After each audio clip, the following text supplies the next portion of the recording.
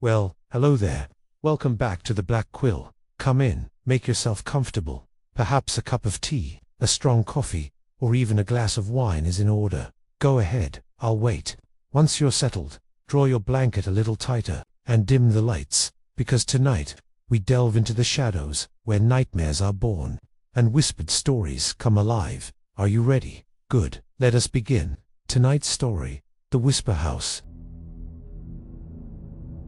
The van's engine hummed softly as it wound its way down the narrow tree-lined road.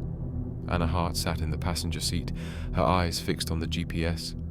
The signal flickered in and out, the screen displaying an empty stretch of green with no roads or landmarks. "This place doesn't even exist on maps," Jake Rowe muttered from behind the wheel. His fingers drummed against the steering wheel, betraying his nerves. "That's the point," Anna replied, not looking up. "It's supposed to be remote. The fewer people know about it, the scarier it seems." In the back of the van, Bryce Tanner leaned forward, his camera resting on his shoulder. "It's not just the remoteness," he said, grinning. "It's the stories. People love a good ghost story." "Except the ones who went missing," Mia Torres added, her voice quiet. She adjusted her glasses and stared out the window. The woods seemed to stretch endlessly, dense and dark, the kind of place that swallowed sound and light. "You're a ray of sunshine, Mia," Bryce quipped. "I'm just saying," Mia continued, "this isn't just some urban legend. People have disappeared, entire families even." The van jerked as the tires hit a pothole, jostling the crew. Zoe Palmer, the group's audio specialist, hugged her equipment case tighter and muttered under her breath, "I hate this already." Anna turned in her seat. "We've done the research. We know the risks, but that's what makes this worth doing. If we're the ones to crack the mystery of the Whisper House, we'll make history." "Or headlines," Jake said dryly. "Ghost hunters never seen again." The van emerged from the woods into a small clearing, and there it was. The Whisper House loomed at the end of the dirt road, a decrepit Victorian house that seemed to sag under its own weight. Its windows were dark and shattered, its siding warped and rotting. Vines crawled up its sides like skeletal fingers clawing at its surface. The crew fell silent. Even Bryce, usually quick with a sarcastic remark, lowered his camera and stared. The house seemed to watch them, its broken windows like hollow eyes. "Well," Anna said, breaking the silence, "we're here." The gas station attendant's words echoed in Mia's mind as she stepped out of the van. "People go in, but they don't come out." He'd refused to elaborate, shaking his head and refusing to meet her gaze. Now, standing in the shadow of the whispering house, she understood his reluctance. Bryce hoisted his camera onto his shoulder, the lens already trained on the house. "Let's get some B-roll before the light's gone," he said, his voice steady but quieter than usual. "Stick together," Anna ordered. "No one goes off on their own. Got it?" "Loud and clear, Mom," Jake said, smirking. Anna ignored him and led the group toward the front porch. The steps groaned under their weight, and the air grew noticeably colder as they neared the door. A rusted chain hung loosely from the handle, its padlock broken. "Looks like someone's been here recently," Mia observed, her fingers tracing the deep scratches on the wooden frame. "Or something," Bryce said, panning his camera across the doorway. "Let's not start with the ghost crap already," Jake said. "Could be squatters or animals. Don't jump to conclusions." "Then why are you whispering?" Mia shot back. Jake didn't answer, his eyes scanning the dark interior of the house. Inside, the air was heavy with the scent of mildew and rot. The floorboards creaked beneath their feet, and the walls were lined with peeling wallpaper. Its once bright floral pattern faded to a sickly grey. Dust motes danced in the weak sunlight streaming through the broken windows. Anna took a deep breath. "Let's do a sweep of the ground floor. Bryce, keep rolling." Jake set up the thermal and motion sensors in the main hallway. Mia, Zoe, start cataloging the layout. "And what will you be doing?" Jake asked, raising an eyebrow. Leading, Anna replied curtly. As the team dispersed, Bryce lingered near the staircase, his camera capturing the shadowy corners of the room. "This place is a gold mine," he muttered. "Creepy as hell." "That's one word for it," Zoe said, glancing nervously over her shoulder. She adjusted her headphones, her brow furrowing. "I think I'm picking up something." "What kind of something?" Bryce asked, swinging his camera around to face her. Zoe's lips tightened. "It's faint, like a whisper, but it's not coming from any of you." Bryce's grin faltered. "You sure it's not interference?" "Pretty sure," Zoe replied, fiddling with the knobs on her recorder. Anna's voice crackled through their walkie-talkies. "Everyone regroup in the main hall, now!" Bryce and Zoe exchanged a glance before heading back. When they arrived, Anna stood by the base of the stairs holding a weathered notebook. "Found this in the parlor," she said, flipping through its pages. "Looks like some kind of journal." "Anything useful?" Mia asked, leaning in to get a closer look. "Not sure yet. It's mostly illegible, but there are a few entries about hearing voices and seeing shapes. The last entry just says, 'They're here.'" Jake snorted. "Convenient." As night fell, the house seemed to grow colder and darker, swallowing the weak light of their lanterns. The crew gathered in the living room, their equipment humming softly around them. Bryce set up his camera on a tripod, its red recording light blinking steadily. "Let's call it a night soon," Zoe said, pulling her hoodie tighter around her. "This place gives me the creeps." "That's the point," Bryce said. "No creeps, no viewers." "Quiet," Anna said sharply. She was staring down the hallway, her brow furrowed. "Did you guys hear that?" The group fell silent. A faint creak echoed from upstairs, followed by a low, almost imperceptible whisper. Jake broke the silence with a nervous laugh. "Wind," he said. "Is an old house." Anna didn't reply. Her grip on the journal tightened as she stared into the darkness. The house seemed even more imposing now that they were inside.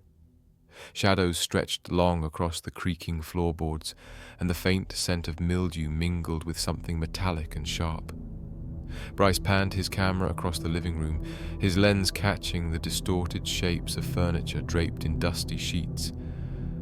"This is where the magic happens," he muttered, the red recording light blinking steadily. "Magic isn't exactly the word I'd use," Zoe replied, adjusting the settings on her audio recorder. She slipped on her headphones and flinched almost immediately. "Okay, that's odd." Anna turned to her. "What is it?" Zoe frowned, tapping her headphones. "It's faint, but there's something. Like breathing. Really faint, almost like it's right next to the mic." Jake leaned over, peering at her equipment. "Could be interference," he suggested, though his voice lacked conviction. "Let's not jump to conclusions just yet," Anna interjected. "It's probably nothing. Zoe, just keep monitoring. Everyone else, let's get the equipment set up before it gets too late." They began to fan out, each person taking a section of the house. Jake started in the main hallway, carefully placing motion detectors along the walls. "You ever notice how these places always smell the same?" he said aloud, though no one was around to answer. Bryce passed by, camera in hand, and smirked. "Rotting wood and bad decisions?" "Something like that," Jake muttered, crouching to secure a thermal sensor to the base of the staircase. As he activated it, the device's screen flickered to life, displaying a gradient of blues and greens. He frowned when a faint patch of orange appeared at the far end of the hallway. "That's weird," he said under his breath. He tapped at the screen, but the orange spot remained. It was stationary, almost humanoid in shape, but faint and undefined. "Hey, Anna," he called. "You might want to see this." In the parlor, Anna was flipping through the brittle pages of an old book she'd found on a dust-covered shelf. She glanced up at Jake's voice, her brow furrowing. "What is it?" Jake motioned for her to follow him back to the hallway, holding up the thermal scanner. "Check this out. I've got a heat signature at the end of the hall, but there's nothing there." Anna peered at the screen, her lips pressing into a thin line. Could it be a glitch? "Maybe," Jake admitted, "but it's holding steady. I've never seen it do that before. Ghost and dead things don't radiate heat signatures. Are we sure there's no squatters here?" They both looked at each other, unsure, then turned to look down the hallway. It was empty, save for the warped floorboards and peeling wallpaper. Anna took a step forward, her flashlight cutting through the gloom. The orange shape on the scanner didn't move. "Let's keep an eye on it," she said finally. "Could be nothing, but I'd rather be sure." Meanwhile, Mia was in the dining room, cataloguing the layout in her notebook. The room was dominated by a massive wooden table, its surface scarred and gouged from years of neglect. An ornate chandelier hung above it, its crystals caked with grime. As Mia sketched, she noticed a faint outline of what looked like symbols etched into the table's surface. Curious, she leaned closer. The carvings were crude, almost childlike, but unmistakably deliberate. Swirls, crosses, and shapes that seemed to form an incomplete pattern. She pulled out her phone to take a picture. As the flash illuminated the room, she thought she saw a shadow move in the corner of her eye. She froze, her breath catching in her throat. Slowly she turned, but the room was empty. The only sound was the faint hum of the chandelier swaying slightly overhead. "Can we all agree this place is officially creepy?" Bryce's voice crackled over the walkie-talkie. "Stick to your section, Bryce," Anna replied, though her voice was tense. She stood in the middle of the living room now, staring at the still functional fireplace. The ashes inside looked fresh, as though someone had used it recently. "I'm just saying," Bryce continued. "We've got whispers, weird heat signatures, creepy symbols. Feels like the start of every horror movie ever." "You're not helping," Zoe's voice cut in. "And stop joking, it's making me more nervous."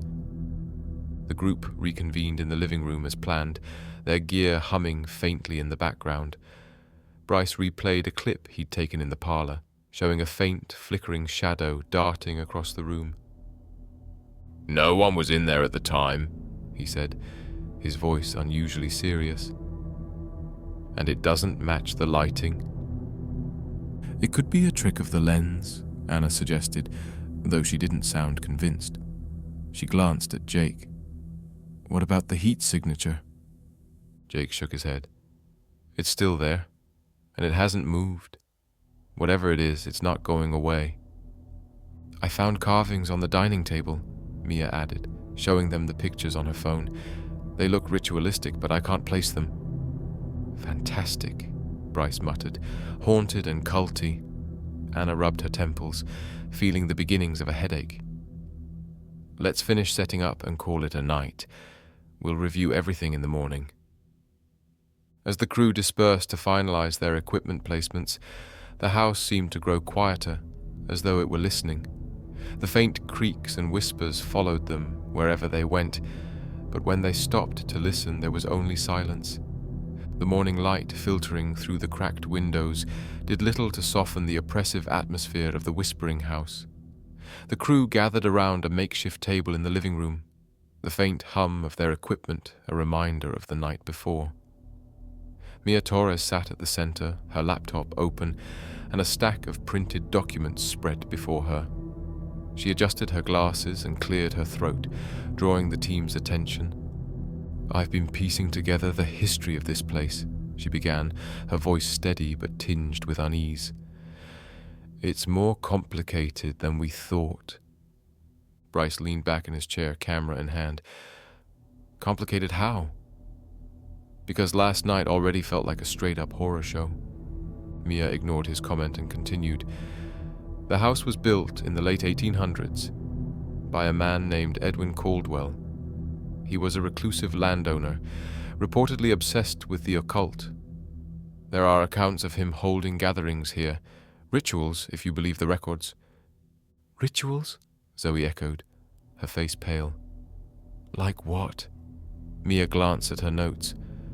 Nothing concrete, but there were rumors of human sacrifices and attempts to communicate with spirits. The house gained its name after multiple workers reported hearing whispers while it was under construction. Jake snorted. Let me guess. Those whispers were just the wind. Except the wind doesn't usually drive people mad, Mia countered, pushing a newspaper clipping toward him. The headline read, Local carpenter found dead in the Whisper House. Anna leaned forward, scanning the article. So, we're saying the creep factor goes back over a century. But what about the disappearances? Mia nodded, flipping to another document. The first recorded disappearance was in 1912. A family of 4 vanished after moving in. No bodies were ever found. Since then, there have been dozens of reports, individuals, groups, even entire families. But every time it was always chalked up to misinformation, or the families just moved away. The scene shifted to a recorded interview. The crew had visited a local diner the day before, hoping to gather first-hand accounts. The screen flickered as Bryce's camera focused on an elderly woman seated in a corner booth. Her weathered hands gripped a cup of coffee, her eyes distant. I remember the Wilkes family, she said, her voice trembling. It was the summer of '79. They were good people, real friendly.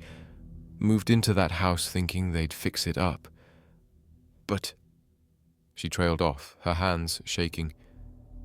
What happened? Anna's voice came from off-screen. The woman's gaze snapped to the camera. They were gone. Just gone.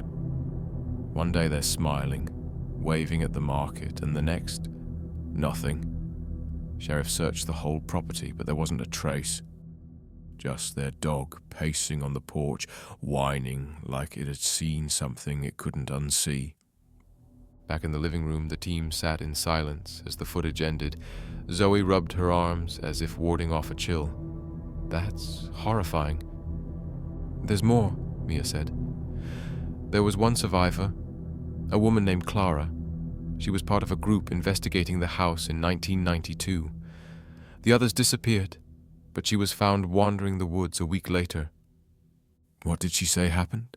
Jake asked, leaning in despite himself. Nothing, Mia replied. She never spoke again. Spent the rest of her life in a psychiatric hospital. The cops said they had all taken some mushrooms and probably just had a bad trip and wandered off.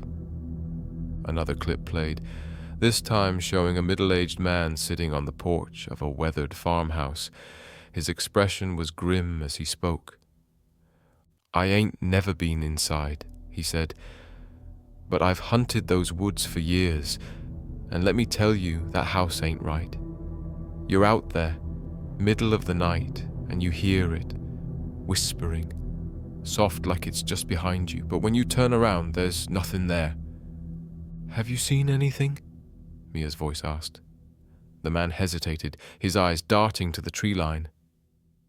Not seen, no. But sometimes you'll catch a shadow, real quick, like it's darting between the trees, and it's quiet. Too quiet. This keeps getting better and better, Bryce muttered back in the living room. He looked at Anna. So what's the plan? We pack up and run, or do we keep poking the bear? Anna's jaw tightened. We're not going anywhere. If there's even a chance we can find out what's really going on here, we owe it to all the people who've disappeared. Jake raised an eyebrow. And to our viewers, right? That too, Anna admitted. The crew's uneasy silence was broken by a faint creak from the ceiling above them. All eyes turned upward as the sound echoed through the house, followed by what sounded like muffled footsteps. The air grew thick, and the faint whispers from the night before seemed to return, just at the edge of hearing. Zoe's hand trembled as she adjusted her headphones. I think it's starting again. Anna stood, her expression resolute. Let's get to work. As dusk fell, the Whisper House seemed to sink deeper into its own shadow, the failing light painting its jagged silhouette against the woods. Inside, the air grew colder, heavier, and the faint sound of the wind whistling through broken windows played tricks on the ears. The crew, gathered in the living room, moved with quiet efficiency, setting up their equipment for the night. "Motion sensors alive," Jake announced, adjusting a small device on the mantelpiece. The red light blinked steadily. "Thermal cams are recording, and I've got EMF meters in every room on this floor." Bryce was already rolling, his camera trained on Anna as she addressed the group. "All right. We stick to the plan," she said, her voice low but firm. "Zoe monitors audio. Jake, you're on tech. Bryce and I will focus on capturing footage. Mia, you stay here and document anything out of the ordinary." "Define ordinary," Bryce muttered, earning him a sharp look from Anna. "Anything that moves, makes noise, or seems off," she clarified. "And no one goes anywhere alone. Got it?" The team nodded, though the tension in the room was palpable. Zoe slipped on her headphones, her brow furrowed as she adjusted the dials on her audio recorder. "I'm already picking up something," she said softly. "It's faint, like a whisper, but it's there." Anna leaned in. "Can you isolate it?" Zoe shook her head. "Not yet. It's just constant, like it's circling the mic." The first hour passed uneventfully. Bryce filmed the decaying interiors, narrating in a tone that alternated between sarcastic and uneasy. "This is your standard haunted house fare," he said, panning across a room filled with overturned furniture and mold-covered wallpaper. Rotting wood, creepy vibes, and... wait a second. He zoomed in on a section of the wall. Deep scratches, jagged and uneven, marred the surface. They weren't there earlier when he had filmed the same spot in daylight. "Hey, Jake," Bryce called over the walkie-talkie. "Did you or your fancy gadgets scratch up the wall in the study?" Jake's reply crackled back. "What are you talking about?" "There are fresh marks here," Bryce said, moving closer. "Like something with claws went at it." Anna's voice cut in. "Don't touch anything. We'll check it out together later." Bryce shrugged, but kept his camera rolling. The scratches seemed to form faint shapes, letters maybe, but he couldn't make them out. In the living room, Zoe froze mid-adjustment of her dials. Her face drained of color as she slowly removed her headphones. "What is it?" Mia asked, glancing up from her notes. "Crying," Zoe whispered. "Like a child, but it's distant, and it's coming closer." Mia's pen paused on the page. "Are you sure it's not interference?" Zoe shook her head. "Number. It's deliberate. It's moving." Anna and Jake were in the kitchen, setting up a second camera near the warped, sagging cabinets. The faint scent of rot and something metallic lingered in the air. Jake straightened up and glanced at Anna. "You hear that?" Anna frowned. "What?" "That tapping," he said, tilting his head toward the ceiling. It was faint but distinct, rhythmic, like fingernails drumming against wood. Anna's grip tightened on her flashlight. Maybe a mouse or animal of some kind. Jake didn't look convinced, but he said nothing. He glanced at the thermal monitor and paused. "Anna, look at this," he said, his voice low. The screen showed a faint heat signature at the far edge of the room. It was humanoid in shape, but distorted as if it were partially submerged in water. It didn't move.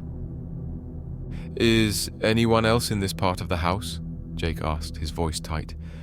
Anna shook her head. "Number, call it in."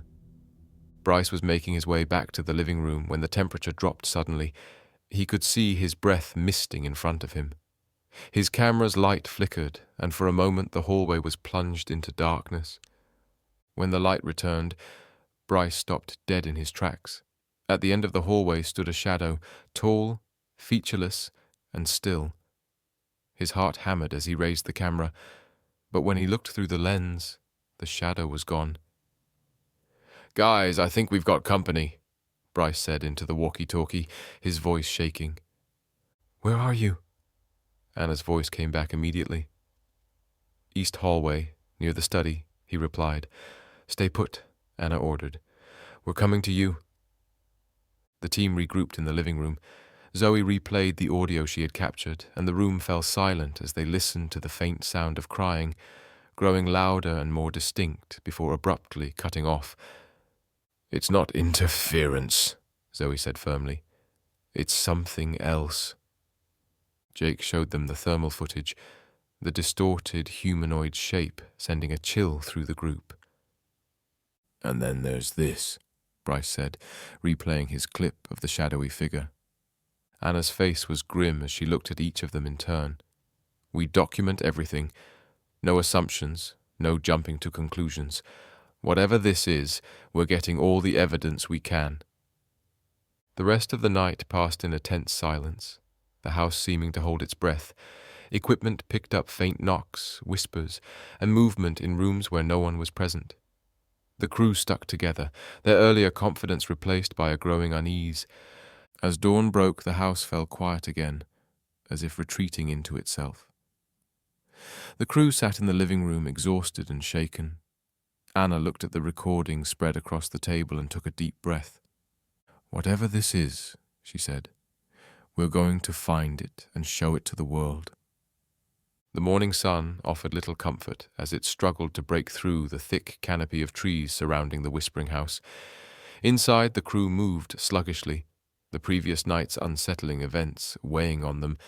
Bryce poured himself a cup of instant coffee, his usual grin replaced by a tight-lipped frown. "Whoever thought ghosts were good for ratings didn't account for sleep deprivation," he muttered, leaning against the kitchen counter. "Sleep deprivation?" Zoe asked from the doorway, her arms crossed. "I barely slept at all. It felt like, I don't know, like someone was standing at the foot of my bed the whole night." Bryce raised an eyebrow. "You sure that wasn't just the shadows playing tricks?" Zoe didn't reply, her expression grim. Across the hall, Mia sat at the dining room table, her laptop open and surrounded by papers. Anna stood beside her, scanning a set of old journal entries Mia had uncovered the day before. "Listen to this," Mia said, her voice hushed. She read aloud from a page yellowed with age. "They speak at night, in voices soft as a whisper. I see their shadows, though I know they are not there. They watch always. The walls know their secrets, and the house breathes them in." Anna's brow furrowed. "Who wrote this?" Mia flipped to the front of the journal. "One of the Caldwell children, Edwin Caldwell's youngest daughter. She was 13 when she wrote this, just a few weeks before the entire family vanished." Anna sighed, rubbing the bridge of her nose. "And you said there's more?" Mia nodded, flipping through the pages. Entries about waking up to the sound of footsteps, objects moving on their own, doors opening and closing. It's all here. "So, standard ghost story fare," Bryce quipped as he entered the room, coffee in hand. "Nothing we haven't seen before." Mia shot him a glare. "This isn't a joke. These people disappeared, Bryce. They weren't just scared off. They're gone." Bryce raised his hands in mock surrender. Okay. I'm just saying maybe we're reading too much into this." Anna cut in. "No one's saying it's supernatural.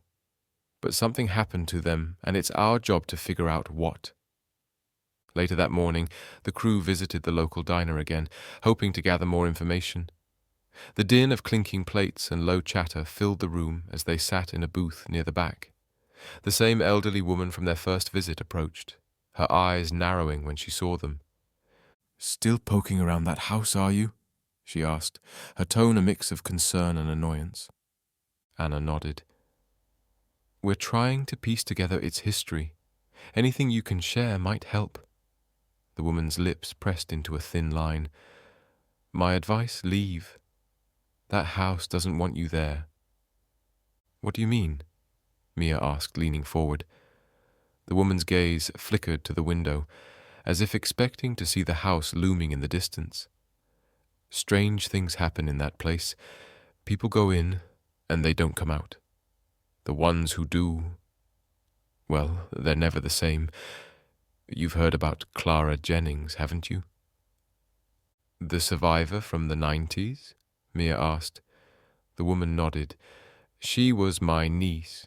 Sweet girl, full of life. After that night, though, she was different. She wouldn't speak, wouldn't eat. Spent her days staring at the walls, drawing those damn symbols over and over. The circle with intersecting lines? Mia asked, pulling up the sketch on her phone. The woman's eyes widened. You've seen it? Carved into the dining room table, Mia replied. The woman shook her head, her hands trembling. You need to leave before it's too late. Back at the house, Bryce found himself alone in the study, filming B-roll. The scratches on the wall from the night before had deepened, the faint lines now unmistakably forming words. Get out. Bryce's laughter was uneasy as he zoomed in on the markings. Very original, he muttered. Haven't seen that one before. The temperature in the room plummeted, and Bryce's breath misted in the air. His camera light flickered, plunging him into darkness for a moment before it stabilized. In the dim glow, he thought he saw movement in the corner of the room, a shadow shifting where none should be. Okay, now you're just screwing with me, Bryce said, his voice shaky. He stepped back toward the door, his hand tightening around the camera. The shadow didn't move again, but the feeling of being watched lingered long after he left the room. By evening, the crew reconvened in the living room, their findings spread across the table. Mia's journal entries, Bryce's footage, and Zoe's audio recordings painted a chilling picture. Listen to this, Zoe said, playing back a clip from her headphones. The sound of faint knocking followed by a whispering voice filled the room. The words were indistinct, but the tone was unmistakably pleading. It almost sounds like it's saying, "Help me," Mia said, her voice barely above a whisper. Jake frowned, his arms crossed. Or it's just noise that we're interpreting as words. We've seen that before. Anna shook her head. This house is different. There's a pattern here, the symbols, the sounds, the shadows. It's all connected. Bryce leaned back in his chair, his usual smirk absent. Maybe it's time to pack it in. I mean, we've got enough footage to put together a killer episode. No pun intended. We're not leaving, Anna said firmly. Not until we know what's really going on here. As night fell, the house seemed to come alive again. The faint whispers returned, echoing through the hallways. Upstairs, a door slammed shut on its own, and the sound of footsteps followed. The crew huddled together in the living room, their earlier confidence replaced by a growing sense of dread. Did anyone else feel that? Zoe asked, rubbing her arms. It's like the air's thicker now. I felt it, Mia said quietly. It's like the house doesn't want us here. Anna's jaw tightened. Well, it's too bad. We're not leaving. The words hung in the air, a challenge that the house seemed all too willing to accept. The night crept in slowly, blanketing the whisper house in shadows that seemed to stretch and shift of their own accord. The crew gathered in the living room, the weight of the day's unsettling events settling heavily in the air. Bryce, however, seemed to shake it off with his usual bravado, leaning back in his chair and lighting a cigarette. You know, he said, exhaling a plume of smoke, if we survive this, the views are going to be insane. Zoe shot him a glare. This isn't about views, Bryce. People disappeared here. Families. Bryce shrugged, flashing a lopsided grin. Exactly. People eat that stuff up. Haunted house? Mysterious disappearances? Our daring investigation? It's gold. Anna cut in, her tone sharp. Enough. We're here to figure out what's going on, not to play up for an audience. Stick to the plan. Bryce rolled his eyes but stood, tucking his camera under one arm. Fine, I'm going to grab some air. Don't wait up. Stay close, Anna called after him, but the creak of the front door swinging shut was her only reply. Outside, the air was crisp and biting, a stark contrast to the oppressive atmosphere within the house. Bryce wandered a few steps from the porch, his cigarette glowing faintly in the darkness. The surrounding woods loomed like a wall, the faint rustle of leaves carried on the wind. He raised his camera, panning slowly across the clearing. "All right, spooky house," he muttered. "Show me what you've got." The lens caught nothing unusual at first. The dilapidated facade of the house, the empty expanse of the yard. Then, as he turned toward the edge of the woods, the screen flickered. Bryce frowned, adjusting the settings, but the flicker persisted. A faint shape moved between the trees, just out of focus. "What the hell?" he whispered, stepping closer. The camera's light caught a glint of movement, a shadow darting from one tree to another. Bryce's pulse quickened. "Anna?" he called over his shoulder. No response. He took another step toward the woods, the faint crunch of leaves underfoot sounding unnaturally loud. Then, from somewhere ahead, came a sound that sent ice down his spine. A scream. Faint but unmistakable. It wasn't close, but it wasn't far enough away. "Okay," Bryce muttered, backing up. "Okay, time to..." The words died in his throat as the shadows around him seemed to deepen. His camera's light flickered once, twice, and then went out entirely. He was plunged into darkness. Inside, the crew was reviewing footage from earlier in the evening. Zoe had just isolated another faint whisper when the sound of the front door opening drew their attention. "Bryce, is that you?" Anna called. No answer. Jake stood glancing toward the hallway. "Maybe he's messing with us. You know how he is." "Maybe," Anna said. "Check the porch." Jake grabbed a flashlight and stepped outside. The beam cut through the darkness, illuminating the empty yard. "Bryce?" he called. The only response was the distant rustle of leaves. "This isn't funny," Jake muttered, stepping down from the porch. His foot caught on something, and he stumbled. Looking down, he found Bryce's camera lying in the dirt, its red recording light blinking faintly. "Anna!" he yelled, picking up the camera and rushing back inside. The group gathered around the dining table as Jake replayed the footage. The screen showed Bryce wandering the yard, his usual cocky commentary giving way to unease as he approached the woods. The flicker, the shadow, the scream, all of it played out on the tiny screen. Then the light went out, and the footage was replaced by darkness. The audio, however, continued. The faint sound of Bryce's breathing, quick and shallow, was interrupted by a sharp, guttural noise, a scrape, followed by a thud, and then silence. "Turn it off," Zoe whispered, her face pale. Anna did, her expression unreadable. "He's out there," she said. "We have to find him." "What if..." Mia began, her voice trembling. "What if he's..." "We don't know anything yet," Anna snapped. "Grab your gear. We're going out there." The woods were a maze of shadows and whispers, the beam of their flashlights barely piercing the darkness. They moved in a tight group, calling Bryce's name, their voices swallowed by the oppressive silence. "This is a bad idea," Jake muttered. "If he wanted to scare us, he's doing a great job." "This isn't a joke," Anna said, her flashlight scanning the trees. "He wouldn't leave his camera behind." Ahead, Zoe froze. "Did you hear that?" she whispered. The group stopped, listening. Faint footsteps echoed through the trees, moving quickly away from them. Anna motioned for them to follow, but the sound grew fainter until it disappeared entirely. "It's like it's leading us somewhere," Mia said, her voice barely audible. "Or away from something," Jake muttered. They returned to the house empty-handed, their search yielding no trace of Bryce. The mood was grim as they sat in the living room, the events of the night replaying in their minds. "What if he's just messing with us?" Jake said, though his voice lacked conviction. "He could be hiding, waiting to jump out and scare us." "That's not Bryce," Anna said firmly. "Not like this." "Then what?"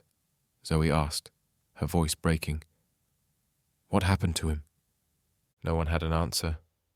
The only sound was the faint hum of their equipment and the distant creak of the house settling around them. The hours dragged on after Bryce's disappearance, the oppressive atmosphere in the Whisper House growing thicker with each passing minute.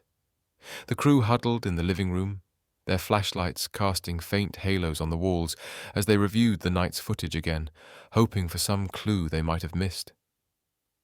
"There has to be something," Anna muttered, her eyes glued to the screen of Bryce's camera. The footage looped back to the shadowy figure in the woods, then cut to static as the final sounds, a scream and the sharp thud, played once more. She slammed the laptop shut, frustration etched on her face. "It's like he just vanished." "Maybe he's still messing with us," Jake offered half-heartedly, but even he didn't believe it anymore. His hands fidgeted with the strap of his equipment bag, his usual calm replaced by a nervous energy. "Bryce wouldn't leave his camera behind," Mia said firmly. She pointed to the scratches on the wall, now deeper and more defined. They read, "Leave now." "We need to go," Zoe said, her voice trembling. She clutched her audio recorder like a lifeline. "This place, it's not right. First the whispers, then the crying, now Bryce.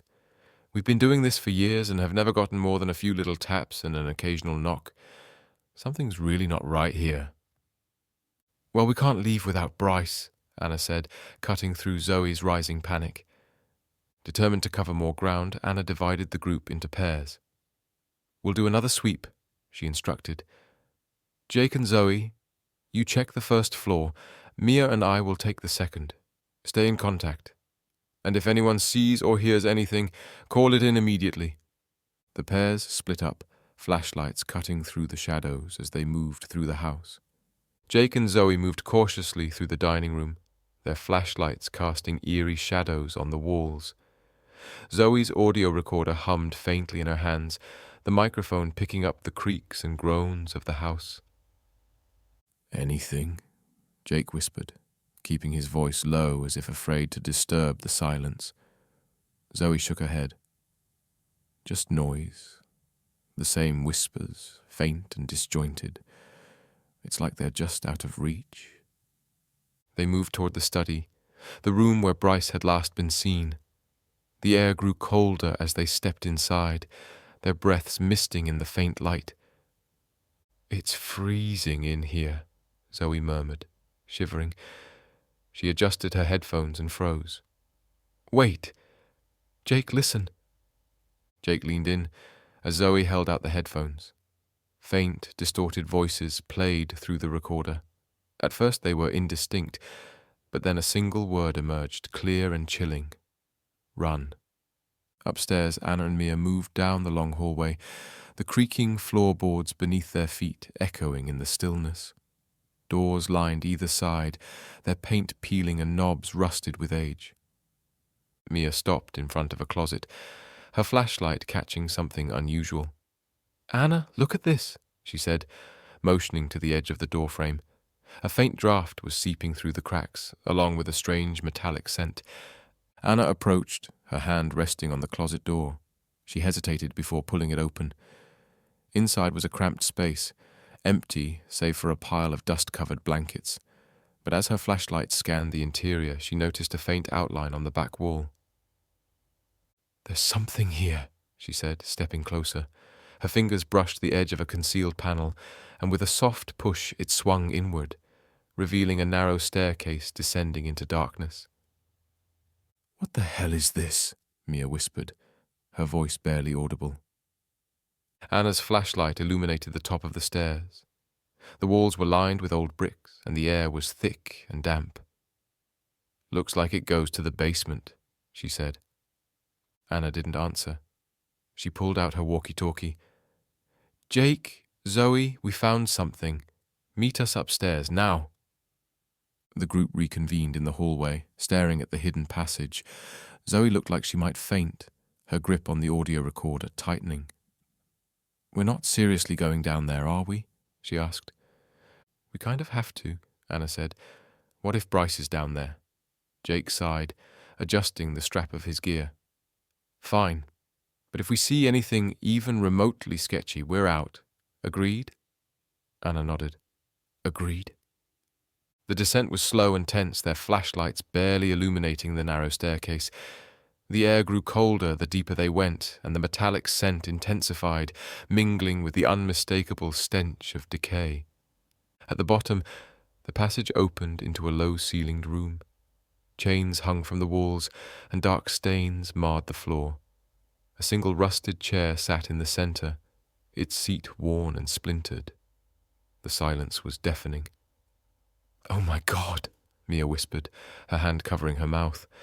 Zoe's knees buckled, and Jake caught her before she fell. "We need to get out of here," she said, her voice barely above a whisper. "Now, this is 100% sketchy." Anna's flashlight caught something on the far wall, another set of markings, scratched deep into the brick. They weren't words this time, but symbols, circles intersecting with jagged lines, identical to the ones Mia had found in the journal. "Oh man, what is this place?" Jake asked, his voice breaking the heavy silence. Anna didn't answer. Her flashlight moved to the floor, where something glinted faintly in the light. She knelt and picked it up. It was Bryce's lighter, smeared with something dark. "He's been here," she said quietly. "Recently." The faint sound of footsteps echoed from above, freezing the group in place. They exchanged terrified glances before Anna gestured for them to move back up the stairs. "Quietly," she whispered. "Go." The climb back to the second floor felt endless, every creak of the stairs amplifying their fear. When they reached the top, Anna pushed the panel shut behind them, her heart pounding. "We need a new plan," she said, her voice shaking for the first time. "This is some other shit, not just some haunting. Ghosts don't need secret passages and torture chambers." No one argued. The fear in their eyes said it all. The cold air bit at their skin as Anna led the group away from the yard, where Bryce had last been seen.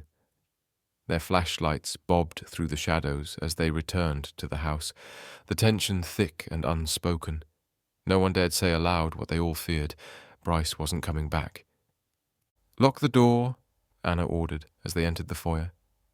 Jake hesitated but obeyed, sliding the deadbolt into place with a heavy click. "What now?" Zoe asked, her voice trembling. She clutched her audio recorder tightly, her knuckles white.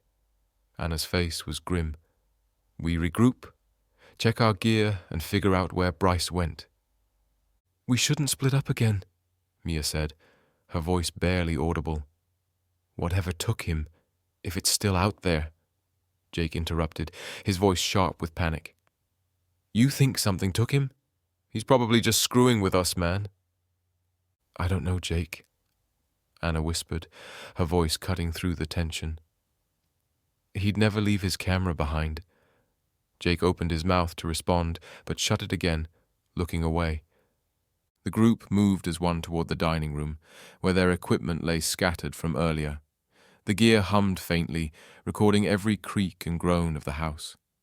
Anna picked up Bryce's abandoned camera and rewound the last few minutes of footage.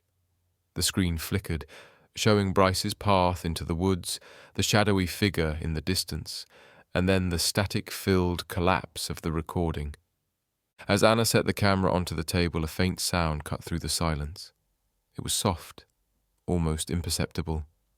Footsteps echoing faintly from above. "Upstairs?" Zoe whispered, her eyes wide. "We'll check it out," Anna said, already moving toward the staircase. "Mia, stay here and monitor the equipment. If anything happens, call us on the walkie." Mia hesitated but nodded, her hands trembling as she reached for the headset. Anna, Jake, and Zoe climbed the stairs, each step creaking loudly in the suffocating silence. The second floor was darker than before, the air colder. Anna's flashlight swept the hallway, illuminating the peeling wallpaper and warped doors. "Where did it come from?" Jake asked, his voice barely above a whisper. "There," Zoe said, pointing to a door at the end of the hall. It was slightly ajar, the darkness beyond it impenetrable. Anna approached cautiously, her flashlight trained on the gap. She nudged the door open with the toe of her boot, revealing a small, empty room. A broken dresser leaned against the far wall, and a boarded-up window let in no light. "There's nothing here," Jake said, his voice tight with frustration. Anna frowned, stepping inside. The air was colder here, the smell of damp wood and metal stronger. Her flashlight swept the walls and floor, searching for anything out of place. "Zoe!" Jake's voice came from behind her.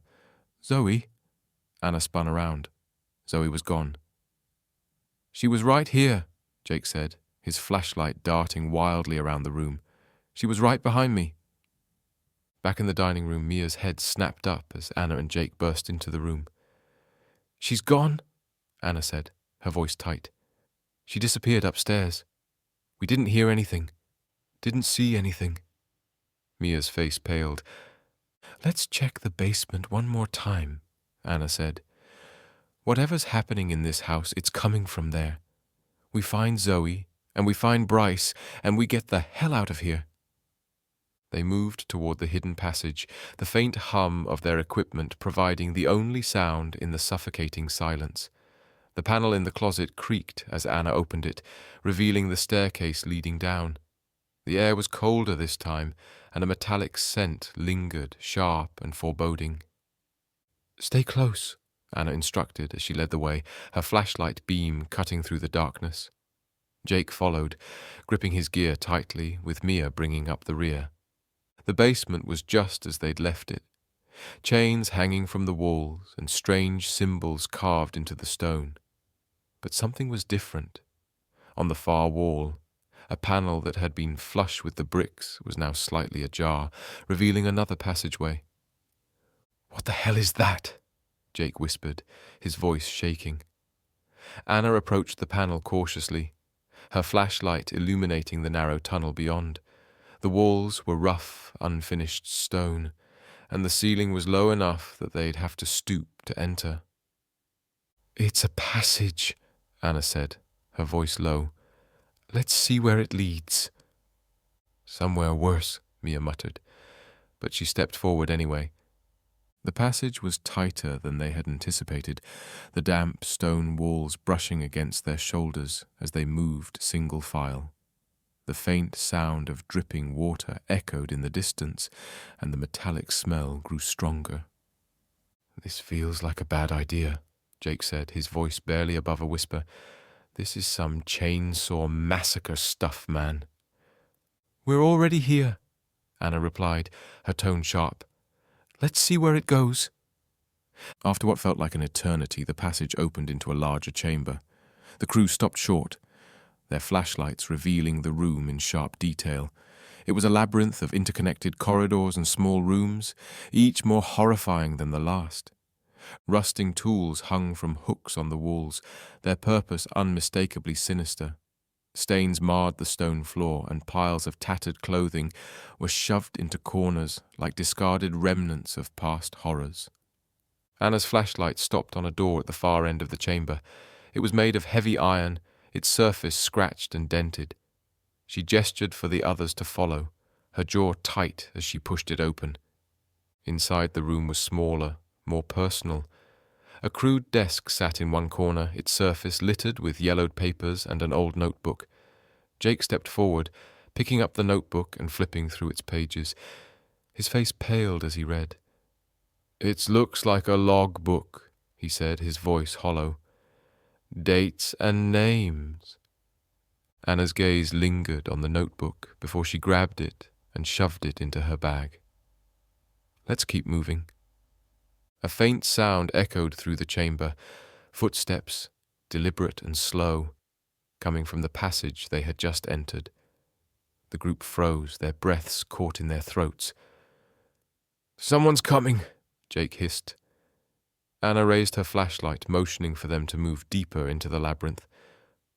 "Go. Now." The corridors twisted and turned, each corner revealing more grotesque evidence of the horrors that had taken place. Finally, they came to a branching corridor going off in multiple directions. "Everybody weapon up," Anna said, her voice steely despite the fear in her eyes. The others nodded, gripping whatever makeshift weapons they had managed to grab. The silence of the labyrinth pressed down on them, thick and stifling. Every step echoed through the narrow corridors, the sound bouncing off the cold, damp stone walls. The air was heavy, carrying a metallic tang that made it hard to breathe. Anna led the way, her flashlight beam slicing through the oppressive darkness, followed closely by Jake and Mia. "This place goes on forever," Jake muttered, his voice barely above a whisper. His grip on the old wrench he had picked up was so tight his knuckles turned white. The corridor twisted and turned, opening into a series of small, interconnected rooms. Each one was worse than the last. Chains dangled from the walls, their rusted lengths stained dark. In one corner, a crude wooden table held a collection of tools that looked more suited for torture than repair. Mia stopped short, her flashlight trembling as it caught a blood-stained saw. "Oh my God," she whispered, her voice breaking. "What is this place?" "Some kind of holding area," Anna said, her voice tight. "Or worse?" Jake ran a hand through his hair, his breathing quickening. They moved deeper into the labyrinth, the air growing colder and more oppressive with each step. The walls seemed to close in around them, and the faint sound of dripping water echoed in the distance. At every turn, Anna marked their path with chalk, drawing arrows on the stone to ensure they could find their way back. "Where'd you get chalk?" Jake asked. "I always carry chalk," Anna replied with a smile. "One of the many insights and gifts from growing up watching Labyrinth every day." "How long do you think this has been here?" Mia asked, her voice trembling. "Decades at least," Anna replied. "Maybe longer. Whoever built this didn't want it to be found." As they rounded another corner, their flashlights illuminated a larger chamber. It was unlike the smaller rooms they had passed. The walls were lined with shelves, each one cluttered with jars filled with unidentifiable substances. A crude altar sat in the center, its surface stained and scarred. Above it, a symbol had been etched into the stone, a circle intersected by jagged lines. "I've seen that before," Mia said, pointing to the symbol. "It's in the journal we found upstairs." "What do you think it means?" Jake asked, his voice shaking. "I don't know," Mia replied, her voice barely audible. "But I'm sure it's not good." Anna stepped closer to the altar, her flashlight illuminating a leather-bound book resting on its surface. She hesitated before picking it up, her fingers brushing the worn cover. The pages inside were filled with cramped handwriting and crude sketches, detailing rituals and sacrifices. "This is a record," Anna said, her voice hollow. "They documented everything." "We need to go," Jake said, his voice cracking. "We need to get out of here and call the cops. Let them deal with this." Before Anna could respond, a noise echoed through the labyrinth. It was faint at first, a distant scraping sound, but it grew louder with each passing second. The group froze, their flashlights darting toward the source of the noise. "Run!" Anna whispered. They bolted down the nearest corridor, their footsteps pounding against the stone. The sound of pursuit was close behind them, relentless and echoing off the walls. The labyrinth twisted and turned, each corner looking the same as the last. "This way!" Anna yelled, her voice cutting through the chaos as she followed her chalk marks. They burst into another chamber, slamming the door shut behind them. Jake leaned against the wall, gasping for air, while Mia clutched her chest, her flashlight flickering. "What was that?" Mia asked, her voice shaking. Anna didn't answer. Her eyes were fixed on the door, her flashlight beam illuminating the deep gouges in the wood, as if something or someone had tried to claw their way inside. Anna, Jake, and Mia bolted from the hidden chamber, their flashlights bouncing wildly as they followed the twisting labyrinth. The sound of pursuit echoed behind them, rushed footsteps, guttural voices, and the occasional sharp clink of something metallic striking the stone. "This way!" Anna shouted, darting down a narrow corridor. The air grew colder, and the walls seemed to press in tighter with each step. Jake stumbled but kept moving, his breath coming in ragged gasps. They burst into a larger room, slamming the heavy iron door behind them. Anna slid a rusted bolt into place, her hands shaking.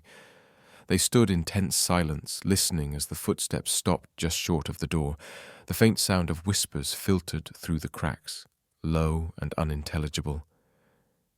"They're right there," Mia whispered, her voice barely audible.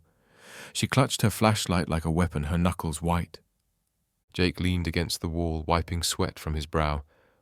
"How much longer can we keep doing this?" he muttered. "They're not going to stop." "They haven't caught us yet," Anna said sharply.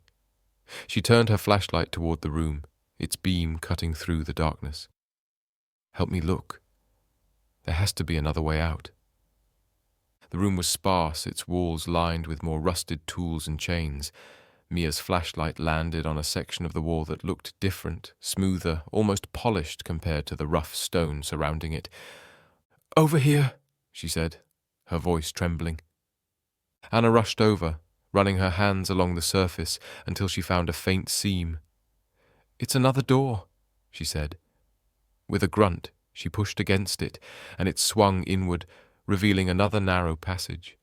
The air that rushed out was damp and metallic, carrying an unmistakable stench of decay.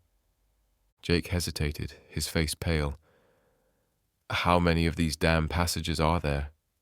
"As many as they need to stay hidden," Anna replied, stepping into the darkness. "Come on, we don't have a choice." The new passage was narrower than the others, forcing them to walk single file. The floor was uneven, and every step sent small echoes down the corridor. The air grew colder with each step, and the metallic smell intensified, making Mia gag. "This feels worse than the last one," Jake muttered. "Like we're walking straight into their lair." The passage opened into another chamber, this one larger and more chaotic. Rows of crude cells lined the walls, their iron bars warped and rusted. Inside, the remnants of past occupants were unmistakable. Shredded clothing, discarded shoes, and dark stains that sent a chill through Anna's spine. "Oh my God," Mia whispered, her flashlight shaking as it illuminated a bloodied jacket draped over a makeshift cot. "That's Zoe's." Jake froze, his flashlight fixed on a torn shoe in the corner. "That's Bryce's. I'm sure of it."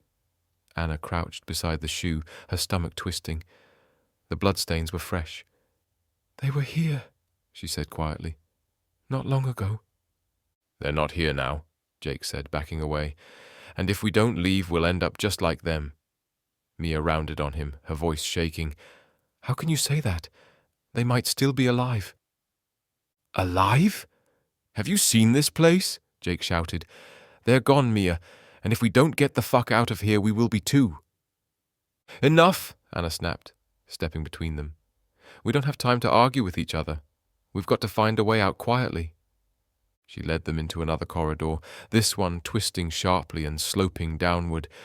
The walls were slick with condensation, and the air grew heavier with each step.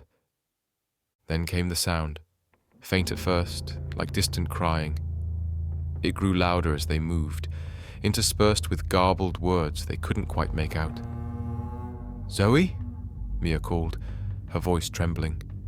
She quickened her pace, ignoring Anna's warning glare.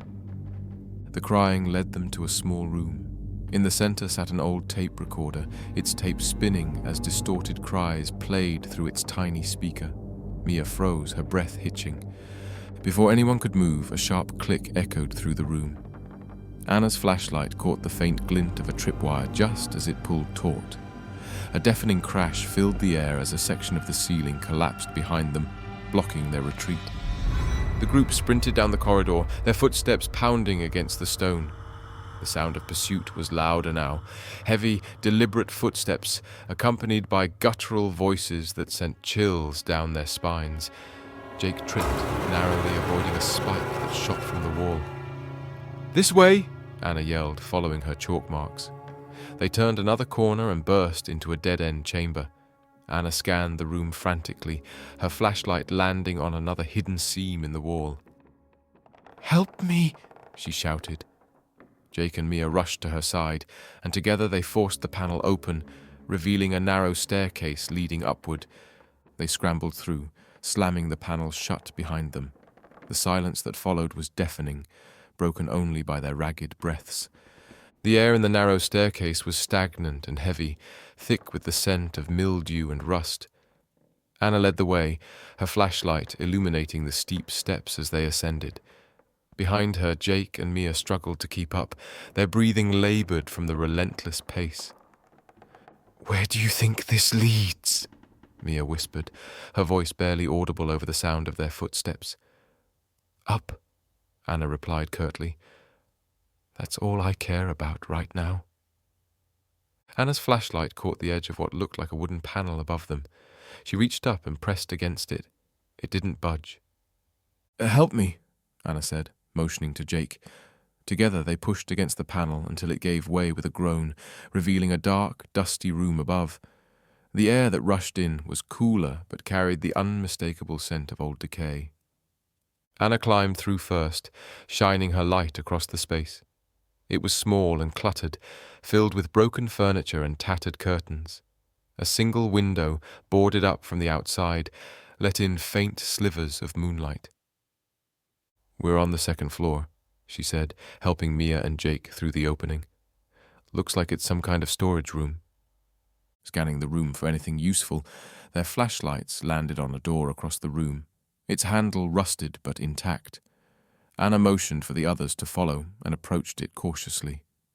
Turning the handle slowly, she eased the door open, revealing a hallway shrouded in shadows. The hallway was eerily quiet, the creak of their footsteps the only sound. The wallpaper, once ornate, was now faded and peeling, revealing splintered wood beneath. Anna led the way, her flashlight sweeping across closed doors on either side. "Do you think they're up here?" Mia whispered, her voice trembling. "They're everywhere," Jake muttered. "Why wouldn't they be?" Anna stopped at one of the doors, listening intently. She held up a hand to signal the others to be quiet. The faint sound of movement came from within, a shuffle, followed by a low creak. "There's someone in there," Anna whispered. "Keep quiet." As they continued down the hallway, the sound of faint whispers returned, drifting through the walls like an unseen current. Mia clutched Anna's arm, her breathing shallow. "Do you hear that?" she whispered. Anna nodded, her flashlight darting from side to side. The whispers were unintelligible, overlapping and chaotic, but unmistakably human. They passed another door, this one slightly ajar. Anna pushed it open, revealing a study filled with books and papers. The room felt untouched, a time capsule of an earlier life. "What is this?" Mia asked, stepping inside. "Their workspace," Anna said, picking up a notebook from the desk. The pages were filled with scrawled notes and diagrams, detailing the layout of the house and its hidden passages. She flipped through, her heart sinking as she realized the meticulous planning behind every trap. "They've been doing this for years," she said, her voice barely audible. As they left the study, the whispers grew louder, more insistent. The sound of footsteps echoed faintly from somewhere above, but they couldn't tell how far. The oppressive darkness seemed to press in around them, every shadow a potential threat. Anna turned to Mia and Jake. "Stay close. No matter what happens, we don't split up." They nodded, their fear palpable. With her flashlight held high, Anna led them deeper into the second floor, the promise of escape driving them forward, even as the house seemed determined to swallow them whole. The whispers followed them as they descended the staircase leading back to the first floor.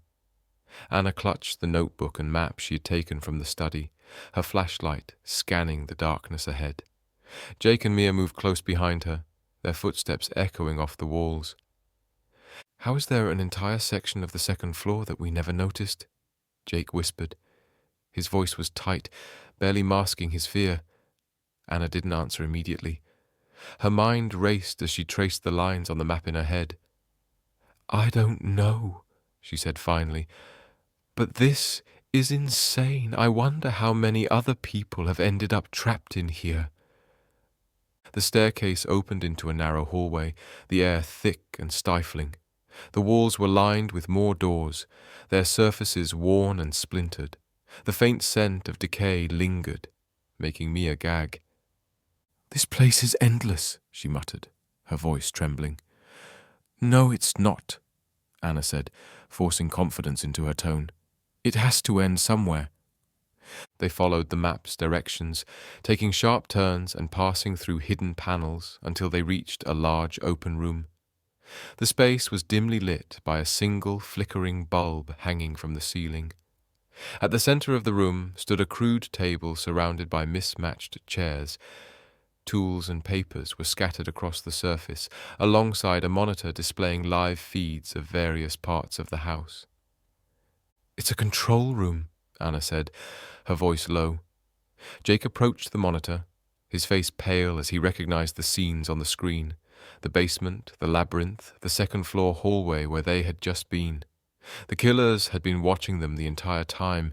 Then, right on cue, a sound echoed through the room, heavy, deliberate footsteps approaching from the hallway.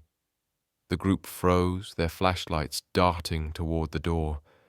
A shadow moved in the dim light, followed by another, and then another. "They're here," Mia whispered, her voice barely audible. Anna grabbed a rusted pipe from the table and motioned for the others to spread out. "Stay quiet," she said. "Let them come to us."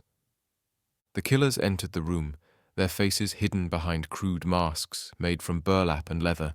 Each carried a weapon, a crowbar, a knife, a sledgehammer. They moved with purpose, their eyes scanning the room. The first killer stepped closer to the table, inspecting the scattered papers. Anna lunged, swinging the pipe with all her strength. It connected with a sickening crack, and the killer crumpled to the ground. The other killers reacted instantly, rushing toward her. "Run!" Anna shouted. Chaos erupted. Jake grabbed a chair and swung it at the nearest killer, buying Mia time to slip past and head for the hallway. Anna fought fiercely, her movements fueled by adrenaline and desperation. She dodged a knife swipe and struck another killer in the leg, sending him stumbling. "This way!" Mia screamed from the doorway, motioning for Anna and Jake to follow. Jake shoved the overturned chair at the remaining killers and bolted toward Mia.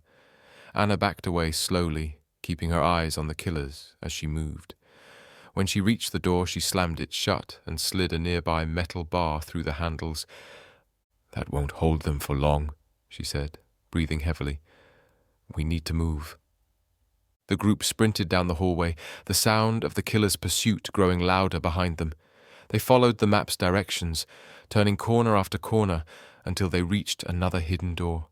Anna shoved it open, and they tumbled into a dark, open space. It was another large room, but this one was filled with makeshift traps, spikes rigged to fall from the ceiling, tripwires stretched across the floor, and walls lined with jagged metal.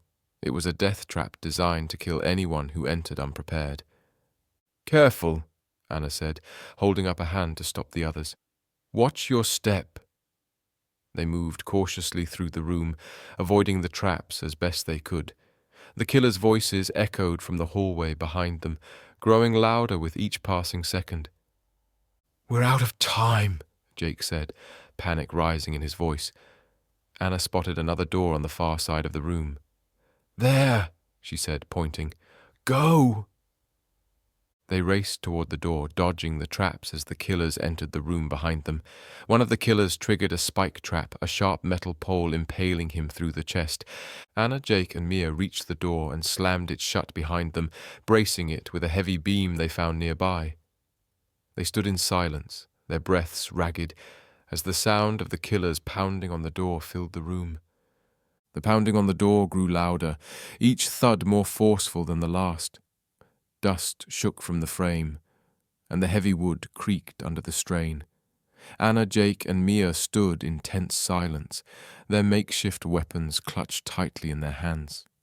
Sweat dripped down their faces as the reality of their situation settled in. "They're going to break through," Jake said, his voice a mix of panic and resignation. Anna glanced at the rusted pipe in her hands. "Then let's take out as many of them as we can," she said, her voice steely. "For Bryce and Zoe." Mia nodded, though her hands trembled as she gripped the knife. "We stick together," she whispered. "No matter what."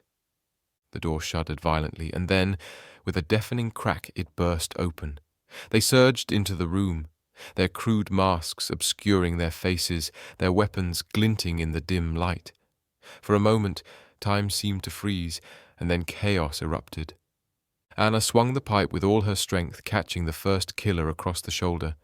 He stumbled, his crowbar clattering to the floor, but another rushed in to take his place. Jake shouted, lunging forward with his wrench, narrowly dodging a blade aimed at his neck. Mia screamed as a masked figure lunged at her, swinging a heavy hammer. She ducked, slashing upward with the knife and catching the killer across the arm. Blood sprayed, and he howled in pain.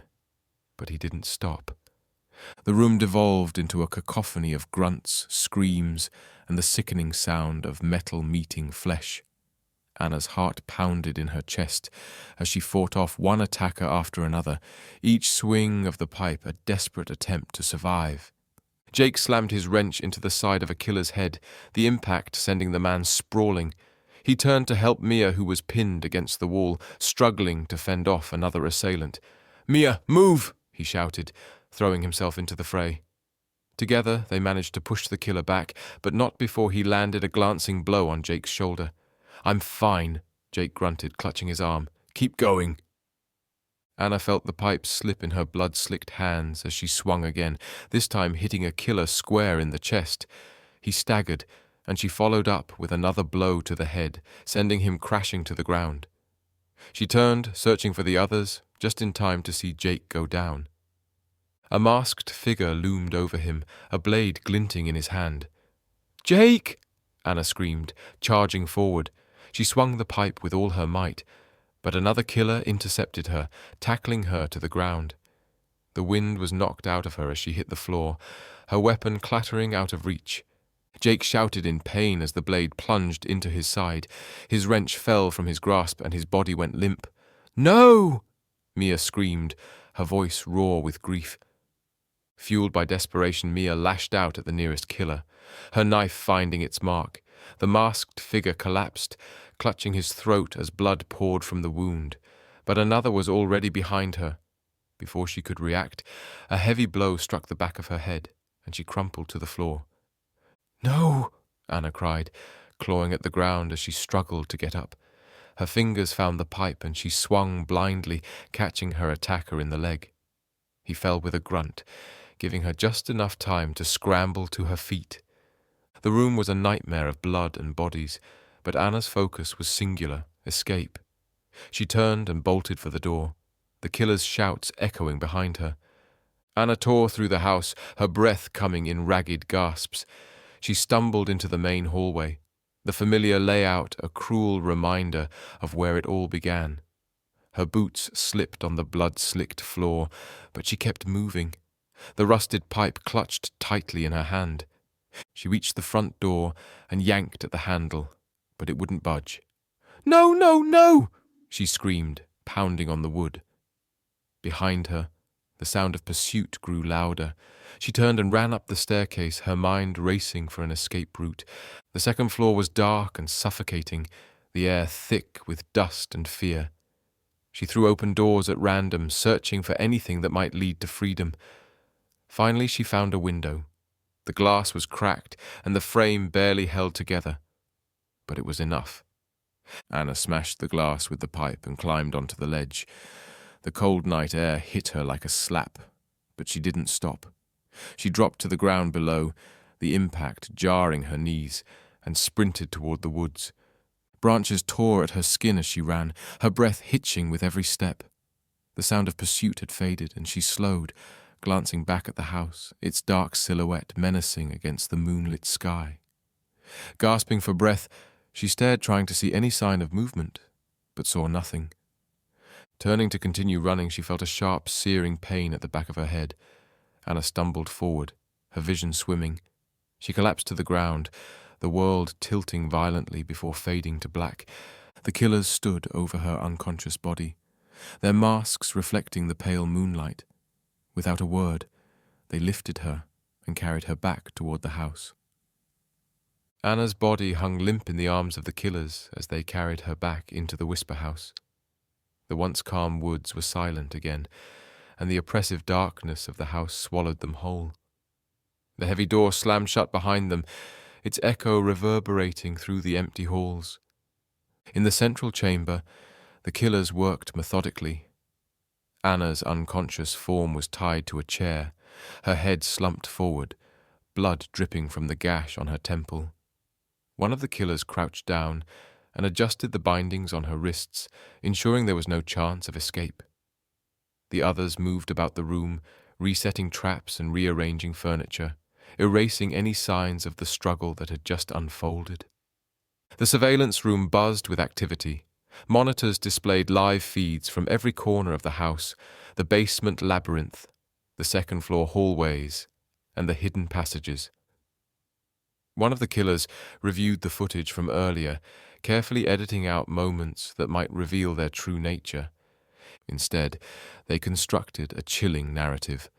Doors slamming on their own, shadowy figures moving in the background, and eerie whispers echoing through the halls. The video was crafted to perfection, designed to keep the legend of the Whisper House alive. "It's ready," one of them said, their voice muffled behind the mask. The leader nodded, handing over a flash drive. "Upload it. Make sure it looks authentic." Anna stirred, her head lifting slightly as consciousness returned. Her vision blurred, and the room spun around her. The faint glow of the monitors caught her attention, and she struggled against her bindings, but they held firm. "You won't get away with this," she rasped, her voice weak but defiant. The lead killer turned to her, tilting their head as if amused. "We already have," they said simply.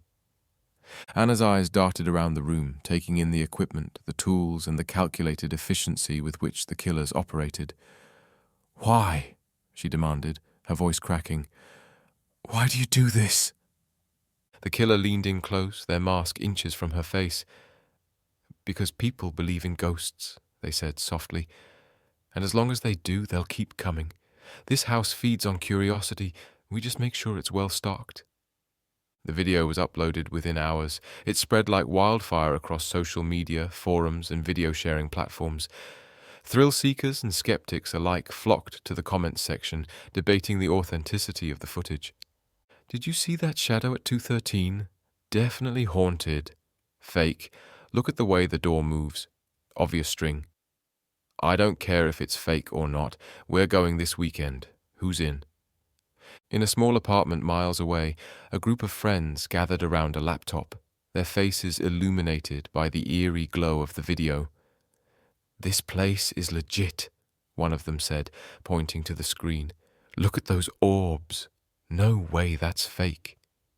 "We should go," another said, grinning. "Imagine how many views we'd get if we filmed our own investigation." The group laughed, already making plans for the weekend. The Whisper House had claimed more victims before they even stepped foot inside. Back in the house, the killers stood in the shadows, watching the monitors. The reset was complete, the house ready for its next visitors. The legend would continue, fueled by the videos and the whispers of those brave or foolish enough to investigate, and the Whisper House waited, patient and hungry, for its next guests. And so, our journey into the shadows comes to an end, for now, but the stories never truly stop. They linger, waiting for the right moment to find you again. If you enjoyed tonight's tale, do remember to subscribe, leave a comment, and share with those who dare to tread the darker paths. Until next time, keep your lights low, your blankets tight, and your mind open to the mysteries of the unknown. This has been the Black Quill. Farewell, for now.